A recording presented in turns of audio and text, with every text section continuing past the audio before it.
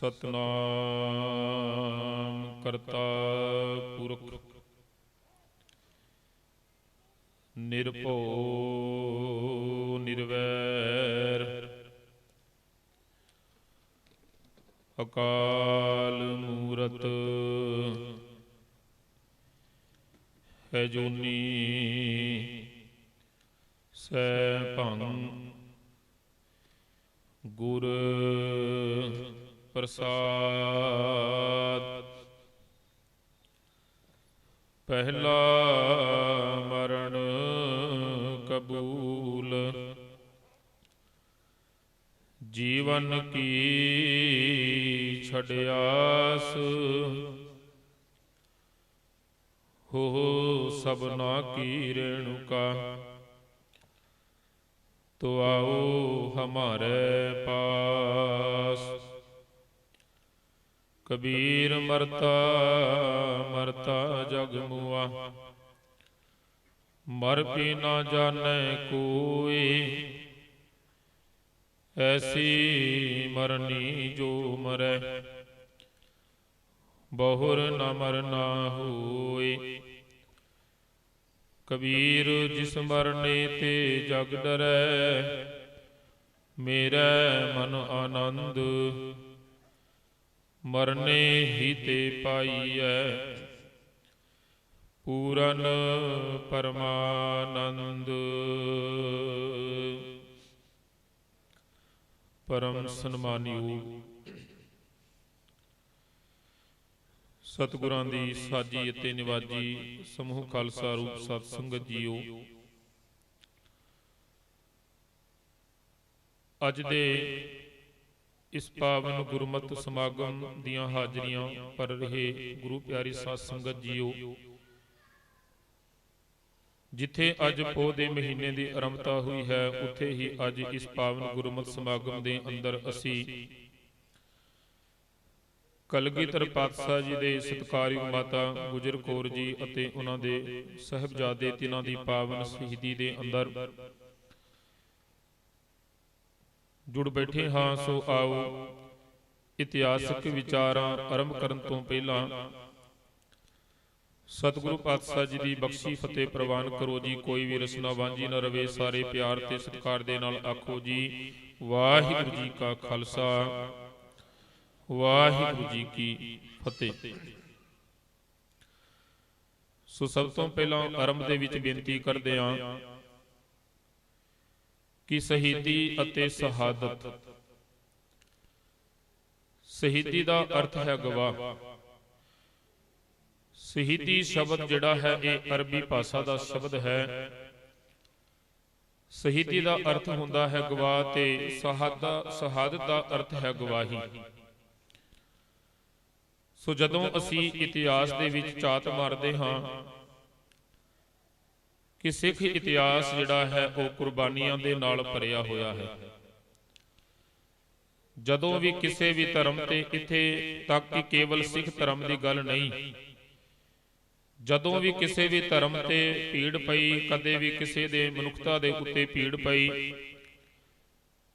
कि हमेशा ही सिखा ने जो है अपना बलिदान दिता है, शहादत दे जाम पीते ने। इथों तक कुछ दिन पहला असी आप अपनी अखां दे नाल वेखिया है कि जिहड़ा ये किसानी अंदोलन चलिया सी ये केवल सिखां दा अंदोलन नहीं सी। ये समुचे किसानां ते मजदूरां दा अंदोलन सी जिस दे विच बाबा राम सिंह जी सिंगड़ा वाले नानकसर उन्होंने भी शहीदी का जाम पीता है। और अनेकां ही किसान जिहड़े ने तकरीबन 700 के करीब जिहड़े ने वो किसान जिन्हां ने शहीदी का ये जाम पीता है। ये इतिहास गवाह है और ये इतिहास हमेशा ही अमर भी रहेगा। इतिहास के इन्हां पन्नां दे विच उन्हां शहीदियों का नाम जिहड़ा है वो लिखिया गया है कि सिख इतिहास जिहड़ा ये कुर्बानियां दे नाल भरिया होया। जदों संसार दे विच भीड़ पई, किसी धर्म ते भीड़ पई, मनुखता दे उत्ते भीड़ पई, हमेशा ही सिखा ने जो है वो अपना बलिदान दिता, शहादत का जाम पीता। सिख धर्म दे विच शहादत का जिहड़ा ये मुड़ बनिया है ये धन साहिब श्री गुरु अर्जन देव महाराज जी ने बनिया है। असी जदों ਗੁਰੂ ਅਰਜਨ ਦੇਵ ਮਹਾਰਾਜ ਜੀ ਦਾ ਜ਼ਿਕਰ ਕਰਦੇ ਹਾਂ ਤੇ ਉਹਨਾਂ ਦੇ ਨਾਮ ਦੇ ਨਾਲ ਅਸੀਂ ਸ਼ਹੀਦਾਂ ਦੇ ਸਿਰਤਾਜ ਸ਼ਬਦ ਵੀ ਅਸੀਂ ਵਰਤਦੇ ਹਾਂ। ਜੋ ਇਹ ਮੁੜ ਬਣਿਆ ਹੈ ਗੁਰੂ ਅਰਜਨ ਦੇਵ ਮਹਾਰਾਜ ਜੀ ਨੇ ਬਣਿਆ ਹੈ, ਔਰ ਇਹ ਸ਼ਹੀਦੀ ਦਾ ਮੁੜ ਜਿਹੜਾ ਹੈ ਅੱਜ ਵੀ ਨਿਰੰਤਰ ਜਾਰੀ ਹੈ। ਅੱਜ ਵੀ ਜਦੋਂ ਵੀ ਕੌਮ ਦੇ ਉੱਤੇ ਭੀੜ ਪਵੇ, ਅੱਜ ਵੀ ਸਿੱਖ ਆਪਣੀ ਸ਼ਹੀਦੀ ਦੇਣ ਵਾਸਤੇ ਤਿਆਰ ਪਰ ਤਿਆਰ ਨੇ। ਪਰ ਜੋ ਸ਼ਹੀਦੀ ਕਲਗੀਧਰ ਪਾਤਸ਼ਾਹ ਜੀ ਦੇ ਲਾਡਲੇ ਫਰਜ਼ੰਦਾਂ ਨੇ ਦਿੱਤੀ, ਸਿੱਖ ਇਤਿਹਾਸ ਦੇ ਉਹਨਾਂ ਪੰਨਾਂ ਤੇ ਹਰੇਕ ਸਿੱਖ ਨੂੰ ਮਾਣ ਹੈ। ਫਿਰ ਬੇਨਤੀ ਕਰਦੇ ਹਾਂ ਕਿ ਸਿੱਖ ਇਤਿਹਾਸ ਦੇ ਵਿੱਚ ਜਿਹੜੇ ਗੁਰੂ ਗੋਬਿੰਦ ਸਿੰਘ ਮਹਾਰਾਜ ਜੀ ਦੇ 4 ਸਾਹਿਬਜ਼ਾਦੇ ਜਾਂ ਛੋਟੇ ਸਾਹਿਬਜ਼ਾਦੇ ਜਿਨ੍ਹਾਂ ਦੀ ਉਮਰ ਕੇਵਲ 7 ਸਾਲ ਤੇ 9 ਸਾਲ, ਉਹਨਾਂ ਨੇ ਇੰਨੀ ਛੋਟੀ ਉਮਰ ਦੇ ਵਿੱਚ ਮਨੁੱਖਤਾ ਦੇ ਭਲੇ ਵਾਸਤੇ ਜਿਹੜੀ ਇਹ ਸ਼ਹੀਦੀ ਦਿੱਤੀ ਹੈ ਕਿ ਇਤਿਹਾਸ ਦੇ ਇਹਨਾਂ ਪੰਨਿਆਂ ਦੇ ਉੱਤੇ ਹਰੇਕ ਸਿੱਖ ਨੂੰ ਜੋ ਹੈ ਉਹ ਮਾਣ ਹੈ। ਪੋਹ ਮਹੀਨਾ ਸਨ 1704 ਕਿ ਇਹ ਮਹੀਨਾ ਜਿਹੜਾ ਹੈ ਇਹ ਕਲਗੀਧਰ ਪਾਤਸ਼ਾਹ ਜੀ ਦੇ ਪਰਿਵਾਰ ਦੇ ਉੱਤੇ ਕਹਿਰ ਬਣ ਕੇ ਟੁੱਟਿਆ। ਕਲਗੀਧਰ ਪਾਤਸ਼ਾਹ ਜੀ ਆਨੰਦਪੁਰ ਦੀ ਪਾਵਨ ਧਰਤੀ ਤੇ ਆਪਣੇ ਪਰਿਵਾਰ ਅਤੇ ਹੋਰ ਸਿੱਖਾਂ ਦੇ ਨਾਲ ਜੋ ਹੈ ਉਹ ਰਹਿੰਦੇ ਸਨ। ਬੜੀ ਰੌਣਕਾਂ ਸਨ ਆਨੰਦਪੁਰ ਸਾਹਿਬ ਦੀ ਪਾਵਨ ਧਰਤੀ ਤੇ। ਕਦੇ ਸਮਾਂ ਸੀ ਕਿ ਹਿੰਦੂ ਧਰਮ ਜਿਹੜਾ ਖਤਰੇ ਦੇ ਵਿੱਚ ਸੀ, ਜਦੋਂ ਔਰੰਗਜ਼ੇਬ ਬਾਦਸ਼ਾਹ ਨੇ ਇਸ ਗੱਲ ਨੂੰ ਠਾਣ ਲਿਆ ਸੀ ਕਿ ਮੈਂ ਚਾਰੇ ਪਾਸੇ ਜੋ ਹੈ ਇਸਲਾਮ ਧਰਮ ਜਿਹੜਾ ਹੈ ਉਹ ਫੈਲਾ ਦੇਣਾ ਹੈ, ਹਰੇਕ ਮਨੁੱਖ ਨੂੰ, ਹਰੇਕ ਧਰਮ ਦੇ ਮਨੁੱਖ ਨੂੰ ਜੋ ਹੈ ਉਹ ਮੈਂ ਮੁਸਲਮਾਨ ਬਣਾ ਦੇਣਾ ਹੈ। ਤੇ ਔਰੰਗਜ਼ੇਬ ਜਦੋਂ ਇਹ ਕਹਿਰ ਕਮਾਉਂਦਾ ਸੀ ਤੇ ਉਸ ਸਮੇਂ ਇਤਿਹਾਸ ਇਸ ਗੱਲ ਦੀ ਗਵਾਹੀ ਭਰਦਾ ਹੈ ਕਿ ਬਨਾਰਸ ਦੇ ਵਿੱਚ ਇੱਕ ਮੰਦਿਰ ਸੀ ਜਿਸ ਦੀ ਪੂਜਾ ਪਾਠ ਵਾਸਤੇ ਕਹਿੰਦੇ ਉਸ ਸਮੇਂ 1000 ਪੁਜਾਰੀ ਜਿਹੜਾ ਉਹ ਰੱਖਿਆ ਹੋਇਆ ਸੀ। ਔਰੰਗਜ਼ੇਬ ਨੇ ਸਭ ਤੋਂ ਪਹਿਲਾਂ ਉਸ ਮੰਦਿਰ ਨੂੰ ਢਾਹ ਦਿੱਤਾ। ਫਿਰ ਕਸ਼ਮੀਰ ਦੀ ਧਰਤੀ ਤੇ ਪੰਡਿਤ ਕਿਰਪਾ ਰਾਮ ਦੀ ਅਗਵਾਈ ਹੇਠ ਜਦੋਂ ਪੰਡਤਾਂ ਨੇ ਵੇਖਿਆ ਕਿ ਸਾਡਾ ਧਰਮ ਜਿਹੜਾ ਹੈ ਹੁਣ ਖਤਰੇ ਦੇ ਵਿੱਚ ਹੈ, ਰੋਜ਼ਾਨਾ ਹੀ ਪਤਾ ਨਹੀਂ ਕਿੰਨੇ ਕੁ ਜਨੇਊ ਜਿਹੜੇ ਉਹ ਤੋੜੀ ਜਾਂਦੇ ਸਨ। ਪੰਡਿਤ ਕਿਰਪਾ ਰਾਮ ਦੀ ਅਗਵਾਈ ਹੇਠ ਬਹੁਤ ਹੀ ਪੰਡਤ ਜਿਹੜੇ ਨੇ ਉਹ ਆਨੰਦਪੁਰ ਦੀ ਪਾਵਨ ਧਰਤੀ ਤੇ ਪਹੁੰਚਦੇ ਨੇ। ਗੁਰੂ ਤੇਗ ਬਹਾਦਰ ਮਹਾਰਾਜ ਜੀ ਦੇ ਦਰਸ਼ਨ ਕਰਦੇ ਨੇ।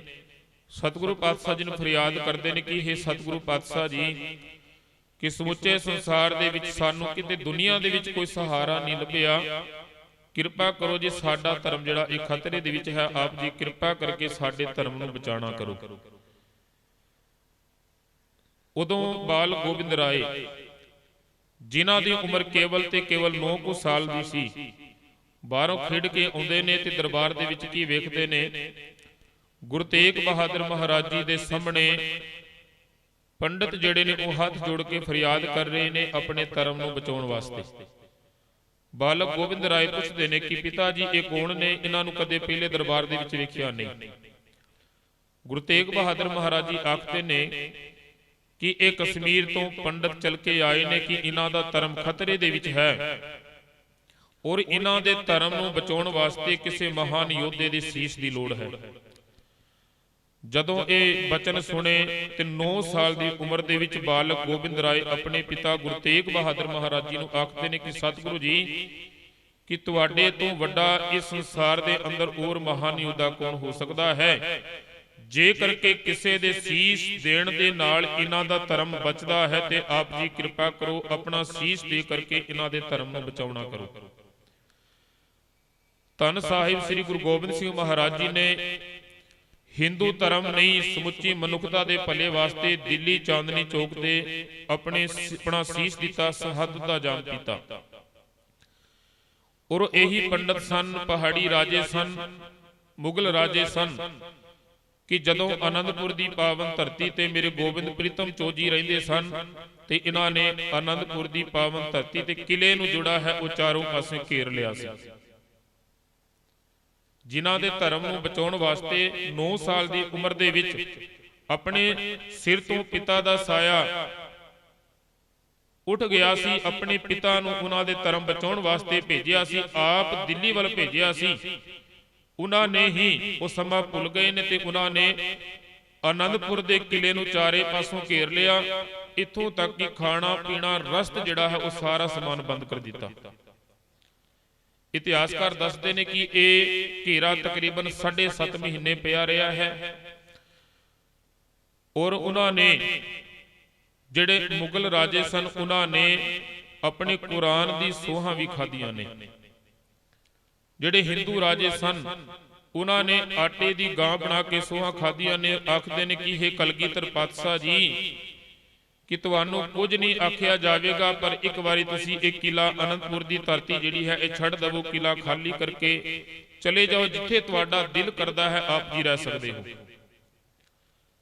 ਸਿੱਖਾਂ ਨੇ ਸਤਿਗੁਰੂ ਪਾਤਸ਼ਾਹ ਜੀ ਨੂੰ ਬੇਨਤੀ ਕੀਤੀ। ਸਤਿਗੁਰੂ ਜੀ ਆਖਣ ਲੱਗੇ ਕਿ ਜਿਹੜਾ ਜਦੇ ਨਾਦੇੜ ਦੀ ਧਰਤੀ ਤੇ ਸਤਿਗੁਰੂ ਪਾਤਸ਼ਾਹ ਜੀ ਨੇ 52 ਹੁਕਮ ਕੀਤੇ ਨੇ, ਉਹਨਾਂ ਹੁਕਮਾਂ ਦੇ ਵਿੱਚ ਇੱਕ ਹੁਕਮ ਇਹ ਵੀ ਹੈ ਕਿ ਜਿਹੜਾ ਸੋਹ ਖਾਂਦਾ ਹੈ ਉਹਦਾ ਕਦੇ ਵਿਸ਼ਵਾਸ ਨਹੀਂ ਕਰਨਾ ਚਾਹੀਦਾ ਹੈ। ਸਤਿਗੁਰੂ ਪਾਤਸ਼ਾਹ ਜੀ ਸਿੱਖਾਂ ਦੀ ਬੇਨਤੀ ਨੂੰ ਸੁਣ ਕੇ ਆਖਦੇ ਨੇ ਕਿ ਇਹ ਭਾਵੇਂ ਸੋਹਾਂ ਚੁੱਕਦੇ ਨੇ ਪਰ ਇਹਨਾਂ ਤੇ ਭਰੋਸਾ ਕੋਈ ਨਹੀਂ। ਖੈਰ ਸਿੱਖਾਂ ਦੀ ਬੇਨਤੀ ਨੂੰ ਪ੍ਰਵਾਨ ਕਰਕੇ ਕਲਗੀਧਰ ਪਾਤਸ਼ਾਹ ਜੀ ਨੇ ਆਨੰਦਪੁਰ ਦਾ ਕਿਲਾ ਛੱਡ ਦਿੱਤਾ। ਅਜੇ ਆਨੰਦਪੁਰ ਦੀ ਪਾਵਨ ਧਰਤੀ ਤੋਂ 10 ਕਿਲੋਮੀਟਰ ਜਿਹੜੇ ਨੇ ਉਹ ਪਹੁੰਚੇ ਨੇ ਸਰਸਾ ਦੇ ਕੰਢੇ ਤੇ।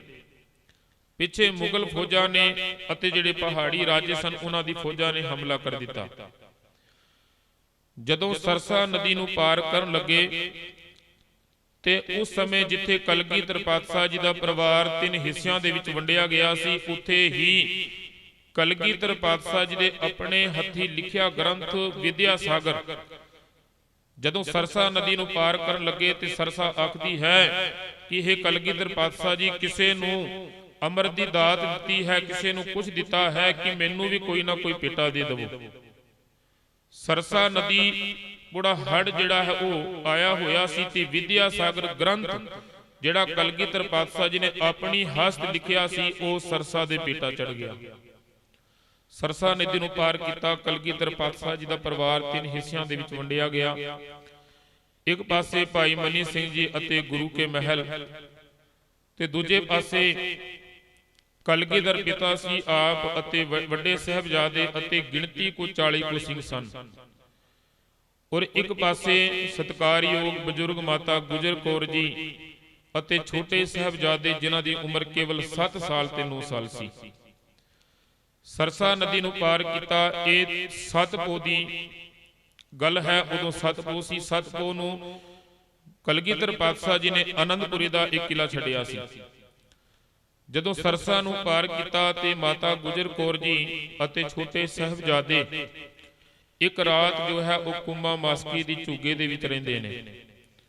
ਅਗਲਾ ਦਿਨ ਚੜ੍ਹਦਾ ਹੈ ਤੇ ਗੰਗੂ ਬਾਹਮਣ ਆਉਂਦਾ ਹੈ ਤੇ ਆਖਦਾ ਹੈ ਕਿ ਇਹ ਸਾਡੇ ਸਤਿਕਾਰਯੋਗ ਮਾਤਾ ਜੀ ਨੇ ਕਿ ਮੈਂ ਇਹਨਾਂ ਨੂੰ ਜਾਣਦਾ ਹਾਂ, ਕਿ ਮੈਂ ਇਹਨਾਂ ਨੂੰ ਆਪਣੇ ਘਰ ਲੈ ਜਾਣਾ ਚਾਹੁੰਦਾ ਹਾਂ। ਤੇ ਮਾਤਾ ਗੁਜਰ ਕੌਰ ਜੀ ਤੋਂ ਛੋਟੇ ਸਾਹਿਬਜ਼ਾਦਿਆਂ ਨੂੰ ਗੰਗੂ ਬਾਹਮਣ ਜਿਹੜਾ ਹੈ ਉਹ ਆਪਣੇ ਘਰ ਆਪਣੇ ਪਿੰਡ ਸਿਹੜੀ ਲੈ ਗਿਆ। ਇੱਕ ਰਾਤ ਮਾਤਾ ਗੁਜਰ ਕੌਰ ਜੀ ਅਤੇ ਛੋਟੇ ਸਾਹਿਬਜ਼ਾਦੇ ਗੰਗੂ ਬਾਹਮਣ ਦੇ ਘਰ ਰੁਕਦੇ ਨੇ। ਰਾਤ ਨੂੰ ਗੰਗੂ ਬਾਹਮਣ ਮੰਜਾ ਵੀ ਦਿੰਦਾ ਹੈ, ਬਿਸਤਰਾ ਵੀ ਦਿੰਦਾ ਹੈ, ਲੰਗਰ ਪ੍ਰਸਾਦਾ ਵੀ ਛਕਾਉਂਦਾ ਹੈ। ਜਦੋਂ ਵੱਖ-ਵੱਖ ਬਿਸਤਰੇ ਕੀਤੇ ਨੇ ਤੇ ਮਾਤਾ ਜੀ ਆਖਦੇ ਨੇ ਕਿ ਇਹ ਗੰਗੂ ਕਿ ਇਹ ਮੇਰੇ ਪੁੱਤਰ ਜਿਹੜੇ ਨੇ, ਇਹ ਮੇਰੇ ਪੋਤਰੇ ਜਿਹੜੇ ਨੇ ਇਹ ਕਦੇ ਮੇਰੇ ਤੋਂ ਵੱਖ ਨਹੀਂ ਸੁੱਤੇ। ਆਖਦੇ ਨੇ ਕਿ ਇੱਕੋ ਮੰਜਾ ਇੱਕੋ ਬਿਸਤਰੇ ਦੇ ਵਿੱਚ ਮਾਤਾ ਗੁਜਰ ਕੌਰ ਜੀ ਛੋਟੇ ਸਾਹਿਬਜ਼ਾਦਿਆਂ ਨੂੰ ਆਪਣੀ ਗੋਦੀ ਦਾ ਨਿੱਘ ਦਿੰਦੇ ਨੇ। ਤੇ ਜਦੋਂ ਅਗਲਾ ਦਿਨ ਚੜ੍ਹਦਾ ਹੈ, 8 ਪੋਹ ਦਾ ਦਿਨ ਚੜ੍ਹਦਾ ਹੈ ਤੇ ਗੰਗੂ ਬਾਹਮਣ ਜਿਹੜਾ ਸੀ ਮਾਤਾ ਜੀ ਕੋਲ ਕੁਝ ਕੁ ਧਨ ਦੌਲਤ ਸੀ ਤੇ ਗੰਗੂ ਬਾਹਮਣ ਦੇ ਮਨ ਦੇ ਅੰਦਰ ਲੋਭ ਆ ਗਿਆ, ਲਾਲਚ ਆ ਗਿਆ ਤੇ ਉਸਨੇ ਉਹ ਮਾਇਆ ਜਿਹੜੀ ਉਹ ਧਨ ਜਿਹੜਾ ਹੈ ਉਹ ਚੋਰੀ ਕਰ ਲਿਆ। ਕਿ ਜਦੋਂ ਮਨੁੱਖ ਦੇ ਬੰਦੇ ਦੇ ਮਨ ਦੇ ਵਿੱਚ ਲੋਭ ਆ ਜਾਵੇ, ਲਾਲਚ ਆ ਜਾਵੇ ਤੇ ਸਤਿਗੁਰੂ ਜੀ ਕਹਿੰਦੇ ਨੇ ਲੋਭੀ ਕਾ ਵਿਸਾ ਨਾ ਕੀਜਾ ਜੇ ਕਾ ਪਰ ਵਸਾਈ। ਕਿਉਂਕਿ ਗੁਰਬਾਣੀ ਦੇ ਵਿੱਚ ਸਤਿਗੁਰੂ ਜੀ ਆਖਦੇ ਨੇ ਜਿਸ ਦੇ ਮਨ ਦੇ ਵਿੱਚ ਲੋਭ ਆ ਜਾਵੇ ਉਹਦੀ ਹਾਲਤ ਜਿਹੜੀ ਹੈ ਇੱਕ ਕੁੱਤੇ ਵਾਂਗ ਹੋ ਜਾਂਦੀ ਹੈ। ਸਤਿਗੁਰੂ ਜੀ ਕਹਿੰਦੇ ਨੇ ਜਿਵੇਂ ਕੁੱਤਾ ਹਲਕ ਜਾਵੇ ਆਪਣੇ ਮਾਲਕ ਦੇ ਬੱਚਿਆਂ ਨੂੰ ਵੀ ਕੱਟ ਲੈਂਦਾ ਹੈ। ਗੰਗੂ ਦੇ ਮਨ ਦੇ ਅੰਦਰ ਲੋਭ ਆਇਆ, ਲਾਲਚ ਆਇਆ ਤੇ ਉਸਨੇ ਉਹ ਧਨ ਜਿਹੜਾ ਹੈ ਉਹ ਚੋਰੀ ਕਰ ਲਿਆ। ਤੇ ਸਤਿਕਾਰਯੋਗ ਮਾਤਾ ਜੀ ਆਖਣ ਲੱਗੇ ਕਿ ਗੰਗੂ ਕਿ ਤੂੰ ਚੰਗਾ ਕੀਤਾ ਹੈ ਜਿਹੜਾ ਇਹ ਧਨ ਜਿਹੜਾ ਹੈ ਇਹ ਸਾਂਭ ਲਿਆ ਹੈ। ਇੰਨੀ ਕੁ ਗੱਲ ਸੁਣਦਾ ਹੈ, ਸੁਣ ਕੇ ਗੁੱਸੇ ਦੇ ਨਾਲ ਅਲਖਦਾ ਹੈ ਕਿ ਹੇ ਮਾਈ, ਕਿ ਇੱਕ ਤਾਂ ਮੈਂ ਤੁਹਾਨੂੰ ਤੇ ਤੁਹਾਡੇ ਪੋਤਰਿਆਂ ਨੂੰ ਆਪਣੇ ਘਰ ਦੇ ਵਿੱਚ ਪਨਾਹ ਦਿੱਤੀ ਹੈ, ਤੁਹਾਨੂੰ ਬਿਸਤਰਾ ਦਿੱਤਾ ਹੈ, ਤੁਹਾਨੂੰ ਪ੍ਰਸ਼ਾਦਾ ਪਾਣੀ ਛਕਾਇਆ ਹੈ, ਤੇ ਦੂਜੇ ਪਾਸੇ ਤੁਸੀਂ ਮੇਰੇ ਉੱਤੇ ਚੋਰੀ ਦਾ ਇਲਜ਼ਾਮ ਲਾਉਂਦੇ ਹੋ। ਗੰਗੂ ਬਾਹਮਣ ਨੇ ਮੋਰਿੰਡੇ ਜਾ ਕੇ ਸ਼ਿਕਾਇਤ ਕੀਤੀ ਤੇ ਮੋਰਿੰਡੇ ਦੀ ਧਰਤੀ ਤੋਂ ਜਾਨੀ ਖਾਂ ਤੇ ਮਾਨੀ ਖਾਂ ਦੋ ਇਹ ਰੰਗੜ ਆਏ ਨੇ ਤੇ ਗੰਗੂ ਬਾਹਮਣ ਦੇ ਘਰ ਤੋਂ ਛੋਟੇ ਸਾਹਿਬਜ਼ਾਦਿਆਂ ਨੂੰ ਅਤੇ ਮਾਤਾ ਗੁਜਰ ਕੌਰ ਜੀ ਨੂੰ ਉਹਨਾਂ ਨੇ ਬੰਦੀ ਬਣਾ ਲਿਆ। ਦੋਵੇਂ ਸਾਹਿਬਜ਼ਾਦਿਆਂ ਨੂੰ ਹੱਥਕੜੀਆਂ ਲਗਾਈਆਂ ਨੇ ਤੇ ਮਾਤਾ ਜੀ ਆਖਦੇ ਨੇ ਕਿ ਗੰਗੂ, ਕਿ ਜਿਸ ਮਾਇਆ ਦੀ ਖਾਤਰ ਤੂੰ ਇਹ ਪਾਪ ਕਮਾਇਆ ਹੈ, ਕਿ ਯਾਦ ਰੱਖੀ ਤੇਰਾ ਇਹ ਵੀ ਗਿਆ ਤੇ ਤੇਰਾ ਉਹ ਵੀ ਗਿਆ। ਛੋਟੇ ਸਾਹਿਬਜ਼ਾਦਿਆਂ ਨੂੰ ਬੰਦੀ ਬਣਾ ਕੇ ਹੱਥਕੜੀਆਂ ਲਗਾ ਕਰਕੇ ਮੋਰਿੰਡੇ ਦੀ ਧਰਤੀ ਤੇ ਲਿਆਂਦਾ ਗਿਆ। ਇੱਕ ਰਾਤ ਮੋਰਿੰਡੇ ਦੀ ਧਰਤੀ ਤੇ ਜੇਲ੍ਹ ਦੇ ਵਿੱਚ ਕਾਲ ਕੋਠੜੀ ਦੇ ਵਿੱਚ ਮਾਤਾ ਗੁਜਰ ਕੌਰ ਜੀ ਤੇ ਛੋਟੇ ਸਾਹਿਬਜ਼ਾਦਿਆਂ ਨੂੰ ਬੰਦੀ ਬਣਾ ਕੇ ਰੱਖਿਆ ਗਿਆ। ਤੇ ਅਗਲੇ ਦਿਨ ਜਾਨੀ ਖਾਂ ਤੇ ਮਾਨੀ ਖਾਂ ਤੇ ਗੰਗੂ ਬਾਹਮਣ ਨੇ ਸੂਬੇ ਸਰਹੰਦ ਨੂੰ ਜਕਾ ਕੇ ਜਾ ਕਰਕੇ ਇਹ ਸ਼ਿਕਾਇਤ ਕੀਤੀ ਕਿ ਕਲਗੀਧਰ ਪਾਤਸ਼ਾਹ ਜੀ ਦੀ ਮਾਤਾ ਜੀ ਅਤੇ ਛੋਟੇ ਸਾਹਿਬਜ਼ਾਦੇ ਜਿਹੜੇ ਨੇ ਉਹ ਮੇਰੇ ਕੋਲ ਨੇ। ਕਿ ਉਦੋਂ ਸੂਬੇ ਸਰਹੰਦ ਵਜ਼ੀਰ ਖਾਂ ਚਮਕੌਰ ਦੀ ਧਰਤੀ ਤੋਂ ਵਾਪਸ ਮਾਯੂਸ ਹੋ ਕੇ, ਨਾਰਾਜ਼ ਹੋ ਕੇ ਵਾਪਸ ਸਰਹੰਦ ਪਰਤਿਆ ਸੀ। ਕਿਉਂਕਿ ਇੰਨੇ ਲੰਮੇ ਸਮੇਂ ਘੇਰੇ ਤੋਂ ਬਾਅਦ ਵੀ ਕਲਗੀਧਰ ਪਾਤਸ਼ਾਹ ਨੂੰ ਪਕੜ ਨਹੀਂ ਜੇ ਸਕਿਆ। ਜਦੋਂ ਸੁਣਦਾ ਹੈ ਬੜਾ ਖੁਸ਼ ਹੁੰਦਾ ਹੈ, ਆਖਦਾ ਹੈ ਕਿ ਮਨੁੱਖ ਦੇ ਜ਼ਿੰਦਗੀ ਦੇ ਵਿੱਚ ਇੱਕ ਬਜ਼ੁਰਗ ਮਾਤਾ ਦਾ ਪਿਆਰ ਔਰ ਇੱਕ ਆਪਣੇ ਬੱਚਿਆਂ ਦਾ ਪਿਆਰ ਜਿਹੜਾ ਹੈ ਉਹ ਹਮੇਸ਼ਾ ਬੰਦਾ ਭਾਵੇਂ ਜਿੰਨਾ ਕੁ ਮਰਜ਼ੀ ਦੂਰ ਹੋਵੇ, ਪਰ ਇਹ ਬੁੱਢੀ ਮਾਤਾ ਦਾ ਪਿਆਰ ਤੇ ਬੱਚਿਆਂ ਦਾ ਪਿਆਰ ਜਿਹੜਾ ਹੈ ਉਹ ਬੰਦੇ ਨੂੰ ਖਿੱਚ ਲਿਆਉਂਦਾ ਹੈ। ਇਹਦੇ ਵਿੱਚ ਜਾਨੀ ਖਾਂ ਤੇ ਮਾਨੀ ਖਾਂ ਦੋਵੇਂ ਮਾਤਾ ਜੀ ਨੂੰ ਅਤੇ ਛੋਟੇ ਸਾਹਿਬਜ਼ਾਦਿਆਂ ਨੂੰ ਬੰਦੀ ਬਣਾ ਕਰਕੇ ਸਰਹੰਦ ਦੀ ਧਰਤੀ ਤੇ ਲੈ ਜਾਂਦੇ ਨੇ। ਤੇ ਸੂਬੇ ਸਰਹੰਦ ਵਜ਼ੀਰ ਖਾਂ ਆਖਦਾ ਹੈ ਕਿ ਮੈਂ ਹੁਣ ਵੇਖਾਂਗਾ ਕਿ ਹੁਣ ਗੁਰੂ ਗੋਬਿੰਦ ਸਿੰਘ, ਮੈਂ ਸ਼ਬਦ ਭਾਵੇਂ ਗੁਰੂ ਗੋਬਿੰਦ ਸਿੰਘ ਵਰਤਿਆ ਹੈ, ਉਸਨੇ ਪਤਾ ਨਹੀਂ ਕੀ ਵਰਤਿਆ ਹੋਣਾ ਹੈ। ਕਹਿੰਦਾ ਹੈ ਕਿ ਗੁਰੂ ਗੋਬਿੰਦ ਸਿੰਘ ਜੀ ਦੇ ਛੋਟੇ ਸਾਹਿਬਜ਼ਾਦੇ ਤੇ ਮਾਤਾ ਗੁਜਰ ਕੌਰ ਜੀ ਮੇਰੇ ਕੋਲ ਬੰਦੀ ਨੇ, ਕਿ ਹੁਣ ਮੈਂ ਵੇਖਾਂਗਾ ਕਿ ਕਿਵੇਂ ਗੁਰੂ ਗੋਬਿੰਦ ਸਿੰਘ ਮੇਰੇ ਕੋਲ ਨਹੀਂ ਆਉਂਦਾ। ਇਤਿਹਾਸਕਾਰ ਇਸ ਗੱਲ ਦਾ ਜ਼ਿਕਰ ਕਰਦੇ ਨੇ ਕਿ ਸਤਿਕਾਰਯੋਗ ਮਾਤਾ ਜੀ ਨੂੰ ਅਤੇ ਛੋਟੇ ਸਾਹਿਬਜ਼ਾਦਿਆਂ ਨੂੰ ਠੰਡੇ ਬੁਰਜ ਦੇ ਵਿੱਚ ਕੈਦ ਕਰ ਦਿੱਤਾ। ਅਤ ਦੀ ਕੜਕਦੀ ਠੰਡ ਸੀ। ਫਿਰ ਬੇਨਤੀ ਕਰਦੇ ਹਾਂ ਕਿ ਮਨੁੱਖ ਦੇ ਜੀਵਨ ਦੇ ਅੰਦਰ ਦੋ ਉਮਰਾਂ ਅਜਿਹੀਆਂ ਨੇ ਜਿਸ ਉਮਰ ਦੇ ਵਿੱਚ ਸਭ ਤੋਂ ਜ਼ਿਆਦਾ ਠੰਡ ਜਿਹੜੀ ਹੈ ਉਹ ਲੱਗਦੀ ਹੈ। ਇੱਕ ਬਜ਼ੁਰਗਾਂ ਨੂੰ ਬਹੁਤੀ ਠੰਡ ਲੱਗਦੀ ਹੈ ਤੇ ਇੱਕ ਬੱਚਿਆਂ ਨੂੰ ਬਚਪਨ ਦੇ ਵਿੱਚ ਬਹੁਤ ਠੰਡ ਲੱਗਦੀ ਹੈ। ਤੇ ਇਹਨਾਂ ਦੋਵਾਂ ਦੀ ਉਮਰ ਵੇਖੋ, ਮਾਤਾ ਗੁਜਰ ਕੌਰ ਜੀ ਦੀ ਉਮਰ ਜਿਹੜੀ ਹੈ ਉਹ ਵਡੇਰੀ ਹੈ ਅਤੇ ਸਾਹਿਬਜ਼ਾਦਿਆਂ ਦੀ ਉਮਰ ਜਿਹੜੀ ਹੈ ਉਹਨਾਂ ਦਾ ਬਚਪਨ ਹੈ 7 ਸਾਲ ਤੇ 9 ਸਾਲ। ਸੂਬੇ ਸਰਹੰਦ ਵਜ਼ੀਰ ਖਾਨ ਨੇ ਮਾਤਾ ਗੁਜਰ ਕੌਰ ਜੀ ਨੂੰ ਤੇ ਛੋਟੇ ਸਾਹਿਬਜ਼ਾਦਿਆਂ ਨੂੰ ਠੰਡੇ ਬੁਰਜ ਦੇ ਅੰਦਰ ਕੈਦ ਕਰ ਦਿੱਤਾ, ਬੰਦੀ ਬਣਾ ਕੇ ਰੱਖਿਆ। ਕੋਈ ਬਿਸਤਰਾ ਨਹੀਂ ਦਿੱਤਾ, ਕੋਈ ਮੰਜਾ ਨਹੀਂ ਦਿੱਤਾ, ਕੋਈ ਲੰਗਰ ਪਾਣੀ ਪ੍ਰਸ਼ਾਦਾ ਨਹੀਂ ਛਕਾਇਆ। ਮਾਤਾ ਜੀ ਕੋਲ ਕੇਵਲ ਤੇ ਕੇਵਲ ਇੱਕ ਕੱਪੜਿਆਂ ਦੀ ਗੱਠੜੀ ਸੀ। ਮਾਤਾ ਜੀ ਨੇ ਆਪਣੇ ਦੋਹਾਂ ਪੋਤਿਆਂ ਨੂੰ ਨਾਲ ਆਪਣੀ ਗੋਦੀ ਦਾ ਨਿੱਘ ਦਿੱਤਾ ਤੇ ਸਾਰੀ ਰਾਤ ਸਾਹਿਬਜ਼ਾਦਿਆਂ ਨੂੰ ਸਿੱਖਿਆ ਦਿੰਦੇ ਰਹੇ ਨੇ। ਅਗਲਾ ਦਿਨ ਚੜ੍ਹਦਾ ਹੈ ਤੇ ਸੂਬੇ ਸਰਹੰਦ ਵਜ਼ੀਰ ਖਾਂ ਆਪਣੇ ਰੰਗੜ ਜਿਹੜੇ ਸਨ ਉਹਨਾਂ ਨੂੰ ਭੇਜਦਾ ਹੈ ਤੇ ਉਹ ਜਾ ਕਰਕੇ ਮਾਤਾ ਗੁਜਰ ਕੌਰ ਜੀ ਨੂੰ ਆਖਦੇ ਨੇ ਕਿ ਮਾਤਾ ਗੁਜਰ ਕੌਰ ਜੀ, ਕਿ ਸੂਬੇ ਸਰਹੰਦ ਵਜ਼ੀਰ ਖਾਨ ਨੇ ਛੋਟੇ ਸਾਹਿਬਜ਼ਾਦਿਆਂ ਨੂੰ ਕਚਹਿਰੀ ਦੇ ਲਈ ਸੱਦਿਆ ਹੈ। ਮਾਤਾ ਜੀ ਆਖਦੇ ਨੇ ਕਿ ਇਹਨਾਂ ਦਾ ਕੀ ਕਸੂਰ ਹੈ, ਇਹਨਾਂ ਨੇ ਕੀ ਕੀਤਾ ਹੈ। ਆਖਦੇ ਨੇ ਕਿ ਅਸੀਂ ਹੁਕਮ ਦੇ ਬੱਧੇ ਹਾਂ, ਸਾਨੂੰ ਨਹੀਂ ਜੇ ਪਤਾ। ਛੋਟੇ ਸਾਹਿਬਜ਼ਾਦਿਆਂ ਨੂੰ ਮਾਤਾ ਗੁਜਰ ਕੌਰ ਜੀ ਠੰਡੇ ਬੁਰਜ ਤੋਂ ਤਿਆਰ ਕਰਕੇ ਕਚਹਿਰੀ ਦੇ ਵਿੱਚ ਭੇਜਦੇ ਨੇ। ਅੱਗੇ ਸੂਬੇ ਸਰਹੰਦ ਵਜ਼ੀਰ ਖਾਨ ਇੱਕ ਚਾਲ ਖੇਡਦਾ ਹੈ, ਵੱਡਾ ਬੂਹਾ ਜਿਹੜਾ ਹੈ ਉਹ ਬੰਦ ਕਰ ਦਿੰਦਾ ਹੈ ਤੇ ਛੋਟੀ ਖਿੜਕੀ ਖੋਲਦਾ ਹੈ ਤੇ ਆਖਦਾ ਹੈ ਕਿ ਜਦੋਂ ਗੁਰੂ ਗੋਬਿੰਦ ਸਿੰਘ ਮਹਾਰਾਜ ਜੀ ਦੇ ਲਾਲ ਖਿੜਕੀ ਤਾਈਂ ਸਿਰ ਝੁਕਾ ਕਰਕੇ, ਸਿਰ ਨੀਵਾਂ ਕਰਕੇ ਕਚਹਿਰੀ ਦੇ ਵਿੱਚ ਆਣਗੇ, ਤੁਸੀਂ ਸਾਰਿਆਂ ਨੇ ਰੌਲਾ ਪਾ ਦੇਣਾ ਹੈ, ਆਖਣਾ ਹੈ ਕਿ ਕਲਗੀਧਰ ਪਾਤਸ਼ਾਹ ਜੀ ਦੇ ਪੁੱਤਰ ਵਜ਼ੀਰ ਖਾਨ ਦੇ ਅੱਗੇ ਜੋ ਹੈ ਉਹ ਝੁਕ ਗਏ ਨੇ।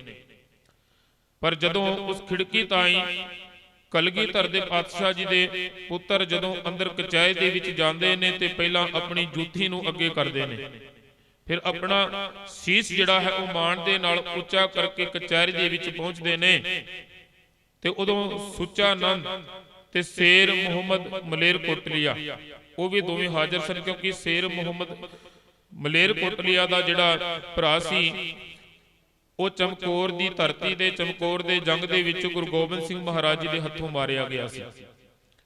ਕਿ ਜਦੋਂ ਕਲਗੀਧਰ ਪਾਤਸ਼ਾਹ ਜੀ ਦੇ ਛੋਟੇ ਸਾਹਿਬਜ਼ਾਦੇ ਕਚਹਿਰੀ ਦੇ ਵਿੱਚ ਪਹੁੰਚਦੇ ਨੇ ਤੇ ਜਾ ਕਰਕੇ ਉੱਚੀ ਸਾਰੀ ਜੋਰ ਦੀ ਫਤਿਹ ਬੁਲਾਉਂਦੇ ਨੇ ਕਿ ਵਾਹਿਗੁਰੂ ਜੀ ਕਾ ਖਾਲਸਾ ਵਾਹਿਗੁਰੂ ਜੀ ਕੀ ਫਤਿਹ।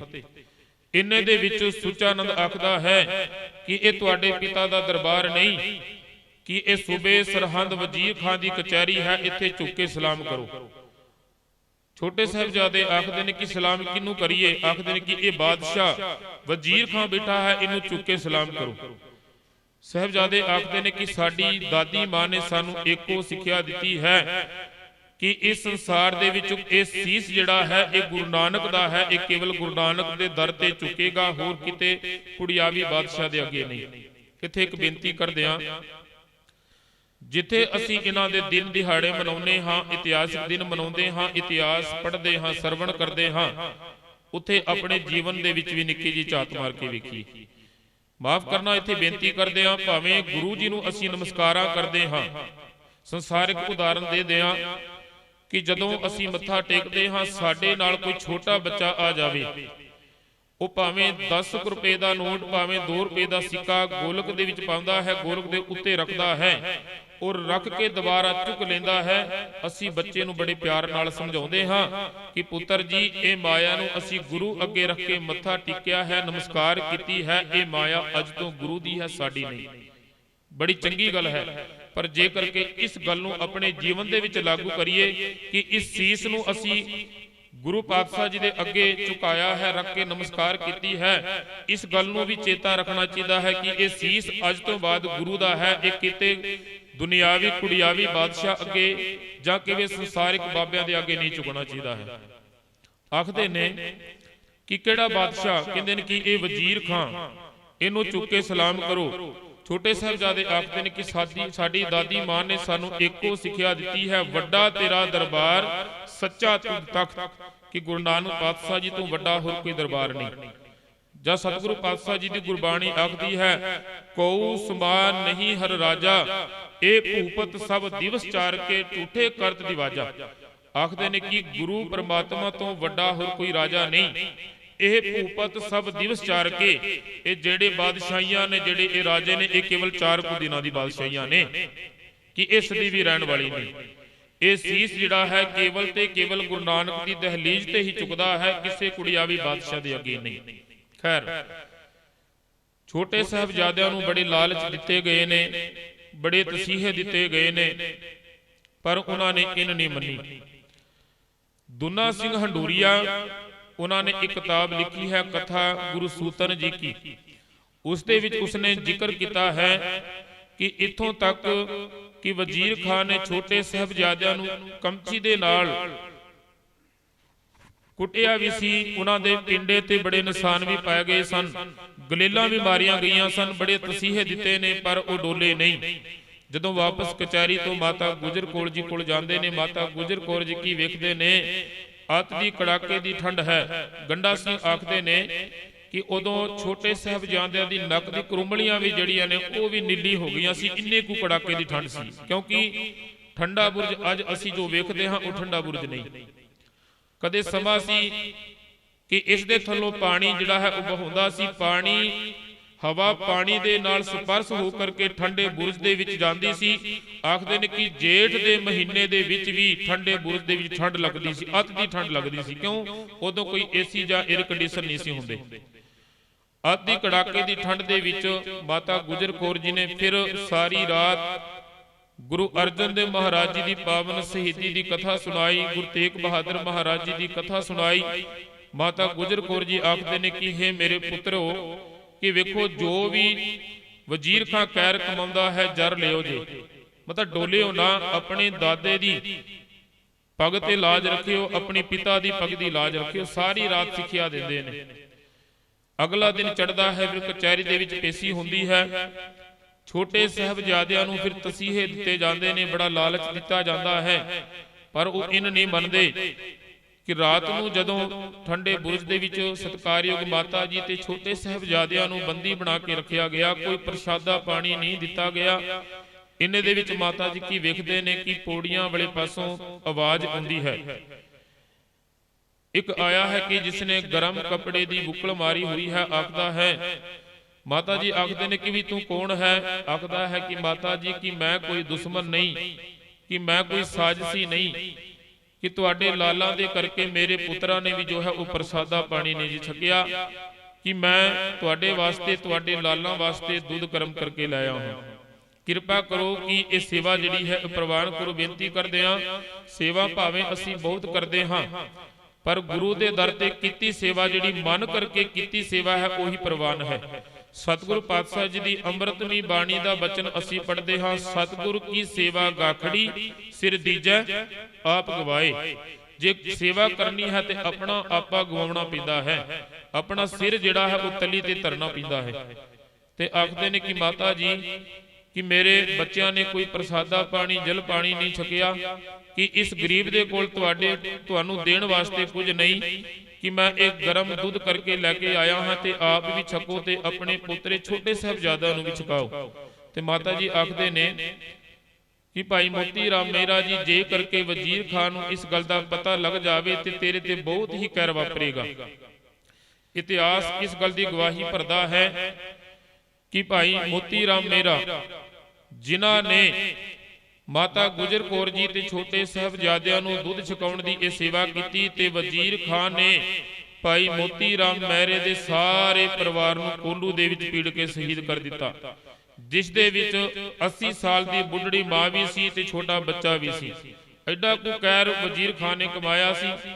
ਤੇ ਅਗਲਾ ਦਿਨ ਚੜ੍ਹਦਾ ਹੈ ਤੇ ਫਿਰ ਛੋਟੇ ਸਾਹਿਬਜ਼ਾਦਿਆਂ ਦੀ ਪੇਸ਼ੀ ਲੱਗਦੀ ਹੈ, ਕਚਹਿਰੀ ਦੇ ਵਿੱਚ ਜਾਂਦੇ ਨੇ। ਕਚਹਿਰੀ ਦੇ ਵਿੱਚ ਜਾ ਕਰਕੇ ਫਿਰ ਉਹਨਾਂ ਨੂੰ ਲਾਲਚ ਵੀ ਦਿੱਤਾ ਜਾਂਦਾ ਹੈ, ਤਸੀਹੇ ਵੀ ਦਿੱਤੇ ਜਾਂਦੇ ਨੇ, ਪਰ ਉਹ ਇਨ ਨਹੀਂ ਮੰਨਦੇ। ਤੇ ਅਖੀਰ ਦੇ ਵਿੱਚ ਵਜ਼ੀਰ ਖਾਨ ਸੁੱਚਾਨੰਦ ਸ਼ੇਰ ਮੁਹੰਮਦ ਮਲੇਰ ਕੋਟਲੀਏ ਨੂੰ ਆਖਦਾ ਹੈ ਕਿ ਤੁਹਾਡਾ ਭਰਾ ਜਿਹੜਾ ਹੈ ਕਿ ਗੁਰੂ ਗੋਬਿੰਦ ਸਿੰਘ ਮਹਾਰਾਜ ਜੀ ਨੇ ਚਮਕੌਰ ਦੀ ਜੰਗ ਦੇ ਵਿੱਚ, ਚਮਕੌਰ ਦੀ ਧਰਤੀ ਦੇ ਵਿੱਚ ਜੋ ਹੈ ਤੁਹਾਡੇ ਭਰਾ ਨੂੰ ਮਾਰ ਦਿੱਤਾ ਹੈ। ਅੱਜ ਤੁਹਾਡੇ ਕੋਲ ਮੌਕਾ ਹੈ ਕਿ ਤੁਸੀਂ ਇਹਨਾਂ ਬੱਚਿਆਂ ਕੋਲ ਬਦਲਾ ਲੈ ਸਕਦੇ ਹੋ। ਤੇ ਸ਼ੇਰ ਮੁਹੰਮਦ ਭਾਵੇਂ ਇਸਲਾਮ ਧਰਮ ਨੂੰ ਮੰਨਣ ਵਾਲਾ ਸੀ, ਫਿਰ ਬੇਨਤੀ ਕਰਦੇ ਆ, ਧਰਮ ਜਿਹੜਾ ਹੈ ਸਾਰੇ ਧਰਮ ਸਤਿਕਾਰਯੋਗ ਨੇ, ਪਰ ਭਾਵੇਂ ਅਸਲ ਦੇ ਵਿੱਚ ਧਰਮੀ ਉਹ ਮਨੁੱਖ ਹੈ ਜਿਸ ਦੇ ਅੰਦਰ ਦਇਆ ਹੋਵੇ, ਤਰਸ ਹੋਵੇ। ਸ਼ੇਰ ਮੁਹੰਮਦ ਮਲੇਰ ਕੋਟਲੀਆ ਆਖਦਾ ਹੈ ਕਿ ਵਜ਼ੀਰ ਖਾਨ ਕਿ ਮੈਂ ਜਾਣਦਾ ਹਾਂ ਕਿ ਗੁਰੂ ਗੋਬਿੰਦ ਸਿੰਘ ਮਹਾਰਾਜ ਜੀ ਨੇ ਮੇਰੇ ਭਰਾ ਨੂੰ ਚਮਕੌਰ ਦੀ ਜੰਗ ਦੇ ਵਿੱਚ ਮਾਰਿਆ ਹੈ, ਕਿ ਮੈਂ ਇਸ ਗੱਲ ਨੂੰ ਭੁੱਲਦਾ ਨਹੀਂ, ਨਾ ਕਦੇ ਭੁੱਲਾਂਗਾ, ਕਿ ਜਦੋਂ ਵੀ ਗੁਰੂ ਗੋਬਿੰਦ ਸਿੰਘ ਮਹਾਰਾਜ ਮੇਰੇ ਸਾਹਮਣੇ ਆਉਣਗੇ ਤੇ ਮੈਂ ਜੰਗ ਕਰਾਂਗਾ ਤੇ ਆਪਣੇ ਭਰਾ ਦੀ ਮੌਤ ਦਾ ਬਦਲਾ ਵੀ ਲਵਾਂਗਾ। ਪਰ ਇਹਨਾਂ ਬੱਚਿਆਂ ਦਾ ਕੋਈ ਕਸੂਰ ਨਹੀਂ ਕਿ ਮੈਂ ਇਹਨਾਂ ਦੇ ਉੱਤੇ ਕਹਿਰ, ਇਹ ਪਾਪ ਮੈਂ ਨਹੀਂ ਕਮਾ ਸਕਦਾ। ਸ਼ੇਰ ਮੁਹੰਮਦ ਆਖਦਾ ਹੈ ਕਿ ਵਜ਼ੀਰ ਖਾਨ ਮੈਂ ਤੈਨੂੰ ਵੀ ਇਹ ਸਲਾਹ ਦਿਆਂਗਾ, ਕੋਈ ਵੀ ਧਰਮ, ਕੋਈ ਵੀ ਮਜ਼ਹਬ ਨਹੀਂ ਆਖਦਾ ਕਿ ਇਹਨਾਂ ਛੋਟਿਆਂ ਬੱਚਿਆਂ ਦੇ ਉੱਤੇ ਇਹ ਕਹਿਰ ਕੀਤਾ ਜਾਵੇ, ਇਹ ਪਾਪ ਕਮਾਇਆ ਜਾਵੇ। ਤੇ ਜਦੋਂ ਸੁੱਚਾਨੰਦ ਸੁਣਦਾ ਹੈ, ਮਨ ਦੇ ਅੰਦਰ ਆਉਂਦਾ ਹੈ ਕਿ ਸ਼ਾਇਦ ਵਜ਼ੀਰ ਖਾਨ ਦਾ ਮਨ ਕਿਤੇ ਬਦਲ ਨਾ ਜਾਵੇ। ਆਖਦਾ ਹੈ ਕਿ ਸਾਹਿਬਜ਼ਾਦਿਆਂ ਨੂੰ ਪੁੱਛਦਾ ਹੈ ਕਿ ਜੇ ਕਰਕੇ ਤੁਹਾਨੂੰ ਛੱਡ ਦਿੱਤਾ ਜਾਵੇ ਤੇ ਤੁਸੀਂ ਕੀ ਕਰੋਗੇ। ਸਾਹਿਬਜ਼ਾਦੇ ਆਖਦੇ ਨੇ ਕਿ ਜੇ ਕਰਕੇ ਤੁਸੀਂ ਸਾਨੂੰ ਛੱਡ ਦਵੋਗੇ ਤੇ ਅਸੀਂ ਫਿਰ ਜੰਗਲਾਂ ਦੇ ਵਿੱਚ ਜਾਵਾਂਗੇ, ਸਿੱਖਾਂ ਨੂੰ ਇਕੱਠੇ ਕਰਾਂਗੇ, ਹਥਿਆਰਾਂ ਨੂੰ ਇਕੱਠੇ ਕਰਾਂਗੇ, ਆਪਣੇ ਪਿਤਾ ਜੀ ਕੋਲ ਜਾਵਾਂਗੇ, ਫਿਰ ਅਸੀਂ ਇਸ ਜਿਹੜਾ ਇਹ ਜ਼ੁਲਮ ਹੈ, ਜ਼ੁਲਮ ਦੇ ਵਿਰੁੱਧ ਅਸੀਂ ਫਿਰ ਆਵਾਜ਼ ਉਠਾਵਾਂਗੇ। ਆਖਦੇ ਨੇ ਕਿ ਫਿਰ ਫੜੇ ਜਾਓਗੇ, ਕਹਿੰਦੇ ਫਿਰ ਜਾਵਾਂਗੇ, ਸਿੱਖਾਂ ਨੂੰ ਇਕੱਠੇ ਕਰਾਂਗੇ। ਛੋਟੇ ਸਾਹਿਬਜ਼ਾਦੇ ਆਖਦੇ ਨੇ ਕਿ ਸੁੱਚਾਨੰਦ ਵਾਰ-ਵਾਰ ਨਾ ਪੁੱਛ, ਕਿ ਇੱਕੋ ਗੱਲ ਹੈ ਕਿ ਜਦੋਂ ਤੱਕ ਅਸੀਂ ਇਹ ਜਿਹੜਾ ਵਜ਼ੀਰ ਖਾਨ ਇਹ ਜੁਰਮ ਕਰਨ ਵਾਲਾ ਜਦੋਂ ਤੱਕ ਬੈਠਾ ਹੈ, ਜਦੋਂ ਤੱਕ ਅਸੀਂ ਇਹਦਾ ਸਿਰ ਨਹੀਂ ਲਾ ਦਿੰਦੇ, ਉਦੋਂ ਤੱਕ ਇਹ ਜੰਗ ਜਿਹੜੀ ਹੈ ਇਹ ਜਾਰੀ ਰਹੇਗੀ। ਇੰਨੇ ਦੇ ਵਿੱਚ ਸੁੱਚਾਨੰਦ ਆਖਦਾ ਹੈ ਕਿ ਇਹ ਬਾਗੀ ਨੇ, ਕਿਉਂਕਿ ਪਹਿਲਾਂ ਸਜ਼ਾ ਦੇਣ ਵਾਸਤੇ ਕੋਈ ਕਾਰਨ ਨਹੀਂ ਸੀ। ਆਖਦਾ ਹੈ ਕਿ ਇਹ ਹਕੂਮਤ ਦੇ ਬਾਗੀ ਨੇ, ਹੁਣ ਫਤਵਾ ਲਾ ਦਿੱਤਾ ਜਾਵੇ। ਤੇ ਮੌਲਵੀ ਨੇ ਫਤਵਾ ਸੁਣਾਇਆ ਕਿ ਇਹਨਾਂ ਬੱਚਿਆਂ ਨੂੰ ਜਿਉਂਦਿਆਂ ਹੀ ਨੀਹਾਂ ਦੇ ਵਿੱਚ ਚਿਣ ਦਿੱਤਾ ਜਾਵੇ। ਇਤਿਹਾਸਕਾਰ ਦੱਸਦੇ ਨੇ ਕਿ ਮਾਤਾ ਗੁਜਰ ਕੌਰ ਜੀ ਕੋਲ ਜਦੋਂ ਛੋਟੇ ਸਾਹਿਬਜ਼ਾਦੇ ਪਹੁੰਚਦੇ ਨੇ ਤੇ ਮਾਤਾ ਗੁਜਰ ਕੌਰ ਜੀ ਨੂੰ ਜਾ ਕੇ ਆਖਦੇ ਨੇ ਕਿ ਮਾਤਾ ਜੀ ਅੱਜ ਆਖਰੀ ਰਾਤ ਹੈ ਕਿ ਫਤਵੇ ਜਾਰੀ ਹੋ ਗਏ ਨੇ, ਅਗਲੇ ਦਿਨ ਚੜ੍ਹਦਾ ਹੈ ਤੇ ਸਤਿਕਾਰਯੋਗ ਮਾਤਾ ਜੀ ਛੋਟੇ ਬੱਚਿਆਂ ਨੂੰ, ਆਪਣੇ ਪੋਤਰਿਆਂ ਨੂੰ ਕਿ ਤਿਆਰ ਕਰਕੇ ਸੀਸ ਦੇ ਉੱਤੇ ਕਲਗੀ ਸਜਾ ਕਰਕੇ ਨੀਲੇ ਚੋਲੇ ਪਾ ਕਰਕੇ, ਭਾਵੇਂ ਅਸੀਂ ਫੋਟੋਆਂ ਦੇ ਵਿੱਚ ਵੇਖਦੇ ਹਾਂ ਕੇਸਰੀ ਚੋਲੇ ਪਾਏ ਨੇ, ਪਰ ਇਤਿਹਾਸਕਾਰ ਦੱਸਦੇ ਨੇ ਕਿ ਉਦੋਂ ਨੀਲੇ ਚੋਲੇ ਪਾਏ ਹੋਏ ਸਨ, ਤਿੱਲੇਦਾਰ ਜੁੱਤੀ ਵੀ ਪਾਈ ਹੋਈ ਸੀ। ਮਾਤਾ ਜੀ ਨੇ ਬੜੇ ਸੋਹਣੇ ਤਿਆਰ ਕਰਕੇ ਜਦੋਂ ਸੂਬੇ ਦੀ ਕਚਹਿਰੀ ਦੇ ਵਿੱਚ ਪੇਸ਼ ਕੀਤਾ, ਫਿਰ ਭੇਜਿਆ ਤੇ ਉਦੋਂ ਫਤਵੇ ਜਾਰੀ ਹੋ ਗਏ ਸਨ ਛੋਟੇ ਸਾਹਿਬਜ਼ਾਦਿਆਂ ਨੂੰ ਸ਼ਹੀਦ ਕਰਨ ਦੇ। ਉਦੋਂ ਵਜ਼ੀਰ ਖਾਨ ਦੀ ਕਚਹਿਰੀ ਦੇ ਵਿੱਚ ਸਾਸਲ ਬੇਗ ਤੇ ਬਾਸਲ ਬੇਗ, ਇਹ ਦੋ ਜ਼ਾਲਮ ਜਿਹੜੇ ਆਏ ਹੋਏ ਸਨ, ਜਿਨ੍ਹਾਂ ਦਾ ਉਸ ਕਚਹਿਰੀ ਦੇ ਵਿੱਚ ਕੇਸ ਵੀ ਚੱਲਦਾ ਸੀ ਕਿ ਸਾਸਲ ਬੇਗ ਤੇ ਬਾਸਲ ਬੇਗ ਨੇ ਛੋਟੇ ਸਾਹਿਬਜ਼ਾਦਿਆਂ ਨੂੰ ਸ਼ਹੀਦ ਕਰਨ ਦਾ ਐਲਾਨ ਕੀਤਾ। ਆਖਦੇ ਨੇ ਕਿ ਸਾਡੇ ਇਹ ਕੇਸ ਜਿਹੜੇ ਨੇ ਇਹ ਬਰੀ ਕਰ ਦਵੋ, ਕਿ ਅਸੀਂ ਇਹਨਾਂ ਨੂੰ ਜਾਨੋਂ ਮਾਰ ਦਿਆਂਗੇ, ਮੁਕਾ ਦਿਆਂਗੇ। ਆਖਦੇ ਨੇ ਕਿ ਛੋਟੇ ਸਾਹਿਬਜ਼ਾਦਿਆਂ ਨੂੰ ਜਦੋਂ ਨੀਹਾਂ ਦੇ ਵਿੱਚ ਚਿਣ ਦਿੱਤਾ ਗਿਆ, ਕੁਝ ਸਮੇਂ ਬਾਅਦ ਬੇਹੋਸ਼ ਹੋ ਗਏ ਨੇ ਤੇ ਸਾਸਲ ਬੇਗ ਤੇ ਬਾਸਲ ਬੇਗ ਦੋਹਾਂ ਨੇ ਆਪਣੇ ਹਥਿਆਰਾਂ ਨੂੰ, ਖੰਜਰ ਨੂੰ ਚੰਗੀ ਤਰ੍ਹਾਂ ਤਿਆਰ ਕੀਤਾ, ਤੇਜ਼ ਕੀਤਾ ਤੇ ਛੋਟੇ ਸਾਹਿਬਜ਼ਾਦਿਆਂ ਦੇ ਸਰੀਰ ਜ਼ਮੀਨ ਦੇ ਉੱਤੇ ਪਏ ਹੋਏ ਸਨ। ਛੋਟੇ ਸਾਹਿਬਜ਼ਾਦਿਆਂ ਦੇ ਕਿਉਂਕਿ ਬਹੁਤੇ ਵੱਡੇ ਸਰੀਰ ਨਹੀਂ ਸੀ, ਸਾਸਲ ਬੇਗ ਤੇ ਬਾਸਲ ਬੇਗ ਦੋਹਾਂ ਨੇ, ਇੱਕ ਨੇ ਛੋਟੇ ਸਾਹਿਬਜ਼ਾਦਿਆਂ ਦੇ ਸਰੀਰ ਦੇ ਛਾਤੀ ਦੇ ਉੱਤੇ ਆਪਣਾ ਗੋਡਾ ਰੱਖਿਆ ਤੇ ਦੂਜੇ ਜ਼ਾਲਮ ਨੇ ਉਹਦੀ ਸਾਰਗ ਜਿਹੜੀ ਹੈ ਉਵੜ ਦਿੱਤੀ ਹੈ। ਇਤਿਹਾਸਕਾਰ ਦੱਸਦੇ ਨੇ ਕਿ ਵੱਡੇ ਸਾਹਿਬਜ਼ਾਦੇ ਜ਼ੋਰਾਵਰ ਸਿੰਘ ਜੀ ਉਹ ਕੁਝ ਕੁ ਮਿੰਟ ਜੋ ਹੈ ਉਹ ਇਥੋਂ ਨਾੜੀ ਦੇ ਵਿੱਚੋਂ ਖੂਨ ਨਿਕਲਦਾ ਹੈ ਤੇ ਤੜਫਦੇ ਨੇ ਤੇ ਤੜਫਣ ਤੋਂ ਬਾਅਦ ਸ਼ਹੀਦੀ ਦਾ ਜਾਮ ਪੀ ਜਾਂਦੇ ਨੇ। ਛੋਟੇ ਸਾਹਿਬਜ਼ਾਦੇ ਸਤਿਕਾਰਯੋਗ ਬਾਬਾ ਫਤਿਹ ਸਿੰਘ ਜੀ ਆਖਦੇ ਨੇ ਕਿ ਅੱਧੀ ਘੜੀ ਭਾਵ 12 ਕੁ ਮਿੰਟ ਜੋ ਹੈ ਉਹ ਤੜਫਦੇ ਨੇ, ਖੂਨ ਵੀ ਨਿਕਲਦਾ ਹੈ, ਧਰਤੀ ਤੇ ਸਰੀਰ ਪਿਆ ਹੈ, ਪੈਰ ਵੀ ਹਿੱਲੀ ਜਾਂਦੇ ਨੇ ਔਰ ਕੁਝ ਸਮੇਂ ਬਾਅਦ ਸ਼ਹੀਦੀ ਦਾ ਜਾਮ ਪੀ ਜਾਂਦੇ ਨੇ। ਹੁਣ ਸ਼ਹੀਦੀ ਪ੍ਰਾਪਤ ਕਰ ਲਈ ਤੇ ਵਜ਼ੀਰ ਖਾਨ ਕਿਸੇ ਨੂੰ ਜੋ ਹੈ ਉਹ ਸੰਸਕਾਰ ਕਰਨ ਵਾਸਤੇ ਆਗਿਆ ਨਹੀਂ ਦਿੰਦਾ ਤੇ ਟੋਡਰ ਮਲ ਜੀ ਜਦੋਂ ਆਪਣੇ ਧਰਮ ਨੂੰ ਕਮਾਉਣ ਵਾਸਤੇ ਅੱਗੇ ਆਉਂਦੇ ਨੇ ਤੇ ਵਜ਼ੀਰ ਖਾਨ ਨੂੰ ਆਖਦੇ ਨੇ ਕਿ ਮੈਂ ਕਲਗੀਧਰ ਪਾਤਸ਼ਾਹ ਜੀ ਦੇ ਮਾਤਾ ਜੀ ਦਾ ਤੇ ਪੁੱਤਰਾਂ ਦਾ ਇਹ ਸੀਸ ਜਿਹੜਾ ਹੈ ਇਹ ਮੈਂ ਰੁਲਣ ਨਹੀਂ ਦੇਣਾ। ਫਿਰ ਬੇਨਤੀ ਕਰਦੇ ਆ, ਇੱਕ ਸਮਾਂ ਸੀ, ਇੱਕ ਸ਼ਾਮ ਸੀ ਜਦੋਂ ਕਲਗੀਧਰ ਪਾਤਸ਼ਾਹ ਜੀ ਦੇ ਸਤਿਕਾਰਯੋਗ ਮਾਤਾ ਜੀ ਤੇ ਛੋਟੇ ਸਾਹਿਬਜ਼ਾਦਿਆਂ ਦਾ ਪਾਵਨ ਸਰੀਰ ਸ਼ਾਮ ਵੇਲੇ ਸਰਹੰਦ ਦੀ ਧਰਤੀ ਤੇ ਪਿਆ ਸੀ।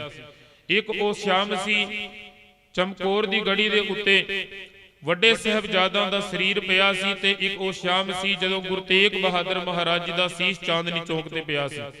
ਉਦੋਂ ਵੀ ਐਲਾਨ ਹੋਇਆ ਸੀ ਕੋਈ ਸਰੀਰ ਨੂੰ ਚੁੱਕ ਨਾ ਸਕੇ, ਕੋਈ ਸੰਸਕਾਰ ਨਾ ਕਰ ਸਕੇ ਤੇ ਛੋਟੇ ਸਾਹਿਬਜ਼ਾਦੇ ਤੇ ਮਾਤਾ ਗੁਜਰ ਕੌਰ ਜੀ ਦੇ ਸੰਸਕਾਰ ਵਾਸਤੇ ਭਾਈ ਟੋਡਰ ਮਲ ਨੇ ਖੜੀਆਂ ਕਰਕੇ ਮੋਹਰਾਂ ਇਹ ਜ਼ਮੀਨ ਜਿਹੜੀ ਹੈ ਇਹ ਮੁੱਲ ਖਰੀਦੀ ਸੀ ਤੇ ਛੋਟੇ ਸਾਹਿਬਜ਼ਾਦਾ ਦਾ ਸੰਸਕਾਰ ਕੀਤਾ ਸੀ। ਬੇਨਤੀ ਕਰਦੇ ਆ ਕਿ ਉਦੋਂ ਸੰਸਕਾਰ ਵਾਸਤੇ ਭਾਈ ਟੋਡਰ ਮਲ ਨੇ ਬੜੇ ਲੋਕਾਂ ਦੇ ਤਰਲੇ ਵੀ ਕੀਤੇ ਨੇ, ਪਰ ਕਿਸੇ ਨੇ ਕੋਈ ਮੋਢਾ ਕੰਧਾ ਦੇਣ ਵਾਸਤੇ ਅੱਗੇ ਨਹੀਂ ਜੇ ਆਇਆ। ਪਰ ਅੱਜ ਆਪ ਜਾ ਕੇ ਵੇਖੀਏ ਉਸੇ ਪਾਵਨ ਸਥਾਨ ਤੇ ਅਨੇਕਾਂ ਹੀ ਸ਼ਰਧਾਲੂ ਜਿਹੜੇ ਨੇ ਉਹਨਾਂ ਦੀ ਭੀੜ ਲੱਗੀ ਹੈ ਮੱਥਾ ਟੇਕਣ ਵਾਸਤੇ।